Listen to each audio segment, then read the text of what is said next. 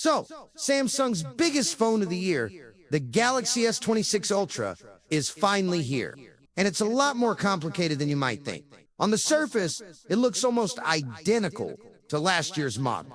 But the real story is in the details. And that's where this phone is either going to win you over or let you down. The big new feature Samsung is shouting about is called Privacy Display. The screen has two kinds of pixels. Normal ones that shine light everywhere, and new, narrow ones that only shine light straight ahead. With one tap, the wide pixels turn off, making your screen practically invisible to anyone peeking over your shoulder. You can even choose which parts of your screen get this effect. Just your messages, your password fields, or a single notification. It feels like magic the first time you see it. But here's the catch. Turning on Privacy Display effectively cuts your pixel count in half, which makes the screen dimmer and less sharp. It's usable, but it's not a perfect experience. And there's a bigger concern. Even with Privacy Display off, the viewing angles on this phone are noticeably worse than last year.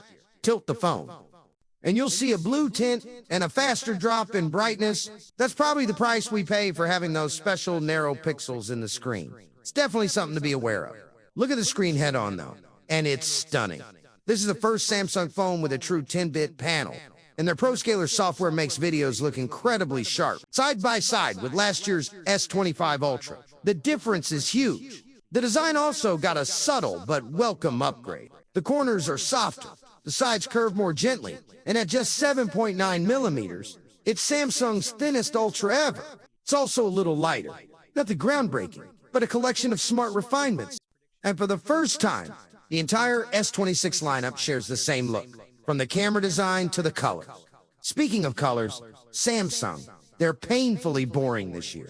You used to make such vibrant phones, and the new aluminum frame is perfect for bright colors. Let's see them. And yes, they ditched the titanium from last year. Honestly, that might be a good thing. Aluminum is better at dissipating heat, so it probably helps performance. The cameras look the same on paper, but there are three key upgrades. First, the main and telephoto lenses now have wider apertures, letting in more light for brighter, cleaner, low-light photos. Second, a new horizontal lock mode and super steady stabilization keeps your videos perfectly level, no matter how you rotate the phone. The results are seriously impressive.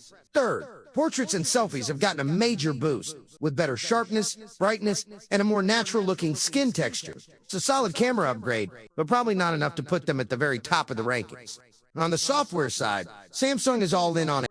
Screenshots now automatically sort themselves into categories like receipts, maps, or memes. The new Finder button lets you search everything on your phone, even past notifications. Bixby can now pull up specific settings for you without leaving your app, and even works with Perplexity AI for web searches. AI photo editing is also the best I've ever seen. You can change objects in a photo with a text prompt, and it looks completely real. It's wild. The processor is the new Snapdragon 8 Elite Gen 5, which is about 20% faster.